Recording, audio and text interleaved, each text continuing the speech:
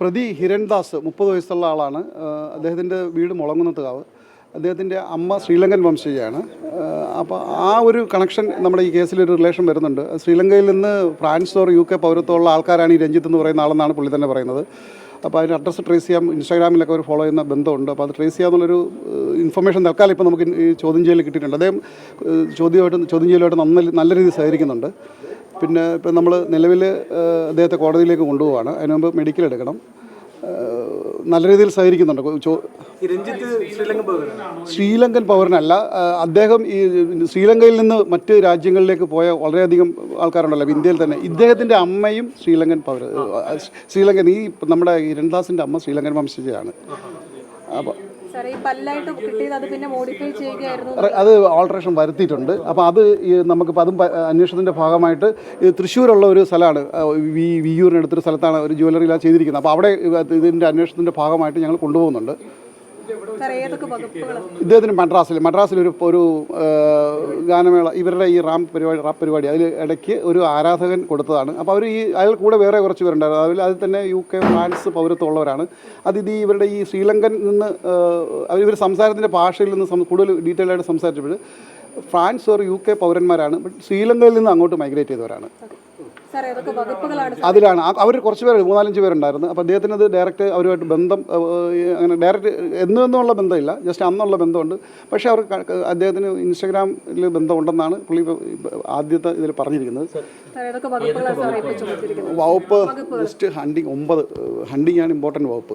അതിൽ 3 to 7 years വരെ punishment ഉണ്ട്, മാക്സിമം 7. പിന്നെ 25,000 അല്ലാതെ ഉള്ളത്. പിന്നെ ഈവൻ ഹണ്ടിങ്ങിൻ്റെ ഒരു പൊസിഷൻ ഇല്ലെങ്കിൽ ഉള്ളത് ഇല്ലിസിറ്റ് അനധികൃതമായി ഇത് കയ്യിൽ വെക്കുന്നത്, അതും കുറ്റകരമാണ്. ആ 2 കേസുകളാണ് ഇപ്പോൾ അദ്ദേഹത്തിൻ്റെ പേരിൽ മേജറായിട്ടുള്ളത്. പിന്നീടുള്ളത്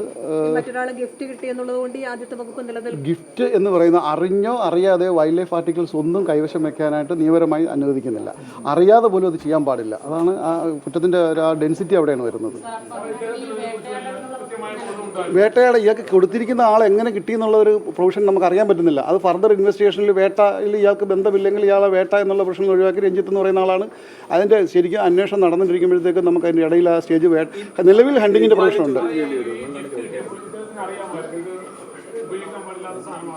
ഇല്ല, പുലിപ്പല്ലാണെന്നോ ഒറിജിനലാണോ ഒന്നും അദ്ദേഹത്തിന് അന്ന് അറിയില്ലെന്നാണ് പുള്ളി പറയുന്നത്. പ്രിലിമിനറി ഇൻവെസ്റ്റിഗേഷനിൽ പുലിപ്പല്ല് തന്നെയാണെന്ന് നമുക്ക് ഉത്തമ വിശ്വാസം വന്നിട്ടുണ്ട്. ഇനി ഇതിൻ്റെ ടെസ്റ്റിനും മറ്റു കാര്യങ്ങൾക്കുമായിട്ട് അയക്കും. അത് കോടതിയാണ് അയക്കുന്നത്. അല്ല, പുള്ളി കൈ കിട്ടുമ്പോഴത്തേക്ക് ഒരു ഗിഫ്റ്റ് എന്നുള്ള നിലയിലാണ് പുള്ളി ചെയ്യുന്നത്. പുള്ളി അന്വേഷണമായിട്ട് നല്ല രീതിയിൽ സഹകരിക്കുന്നുണ്ട്. നമുക്ക് തീർച്ചയായിട്ടും അയാളാണല്ലോ അത് കൊടുത്തിരിക്കുന്നത്. അപ്പോൾ അതിൻ്റെ ഒറിജിനൽ ആക്ച്വലി ഇയാളിൽ നിന്ന് അദ്ദേഹത്തിലേക്ക് മാറും. അദ്ദേഹമാണ് റിയൽ. അദ്ദേഹത്തിന് എവിടെ നിന്ന് കിട്ടി എന്നുള്ളതാണ് ഞാൻ അന്വേഷിക്കേണ്ടത്. ഇല്ല അഡ്രസ്സ് പോലും ഇവൻ ഇപ്പോൾ നമ്മൾ മൊഴി ഒക്കെ എടുത്ത് രേഖപ്പെടുത്തി കഴിഞ്ഞിട്ടേ ഉള്ളൂ. അതിൽ നിന്ന് കിട്ടി. ഇനിയിപ്പോൾ കൂടുതൽ നമുക്കൊരു സമയപരിധിയുണ്ട്. അറസ്റ്റ് ചെയ്ത് 24 മണിക്കൂർ യാത്രാ സമയം മാത്രമേ നമുക്ക് കോടതിയിൽ ഹാജരാക്കുന്നതിനായിട്ട് അനുവദിക്കുന്നുള്ളൂ. അപ്പോൾ അതുമായിട്ട് ബന്ധപ്പെട്ട് നമുക്ക് ഉച്ചയോടുകൂടി ഹാജരാക്കണം. അതിനുശേഷം നമ്മൾ ഇത് കസ്റ്റഡിയിൽ വാങ്ങുന്നുണ്ട്.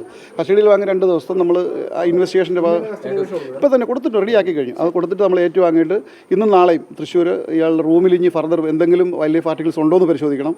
ഇപ്പോൾ 2 തെളിവെടുപ്പിൻ്റെ ഭാഗമായിട്ട്. പിന്നീട് ഇയാൾ മൊഴിയിലും ഈ പറഞ്ഞ ഇൻസ്റ്റാഗ്രാമിലൊക്കെ അയാൾക്ക് ഫോളോ ചെയ്യുന്ന ആളാണോ എന്നെങ്കിൽ അയാളുടെ ഡീറ്റെയിൽസ് ഒക്കെ നമുക്ക് ട്രേസ് ചെയ്യാൻ പറ്റും. ഫോൺ ഇപ്പോൾ നിലവിൽ പോലീസിൻ്റെ കയ്യിലാണ്. അന്വേഷണത്തിൻ്റെ ഭാഗമായിട്ട് നമ്മളത് ചോദിച്ച് വാങ്ങും. നമുക്ക് പോലീസിൽ ബന്ധപ്പെട്ട് കഴിഞ്ഞാൽ ഇയാളുടെ പേഴ്സണൽ ഫോണ് മറ്റു കാര്യങ്ങൾ അല്ല, ഇൻസ്റ്റാഗ്രാമിൽ കയറാനുള്ള ഫോണില്ല, നമ്മുടെ ഫോണിൽ നിന്നാൽ അയാളുടെ ID വെച്ച് കയറാമല്ലോ. കയറിയിട്ട് നമുക്ക് ആ അന്വേഷണത്തിൻ്റെ ഭാഗമായിട്ട് അത് ചെയ്യണം. അദ്ദേഹം തന്നെ പറഞ്ഞ് ചെയ്യാം. ഇപ്പം നമുക്ക് അങ്ങനെ ഒരു സമയപരിധിയുണ്ട്. കോടതിയുമായിട്ട് ബന്ധപ്പെട്ട് നിയമ നടപടികൾ 2 ദിവസത്തേക്ക്.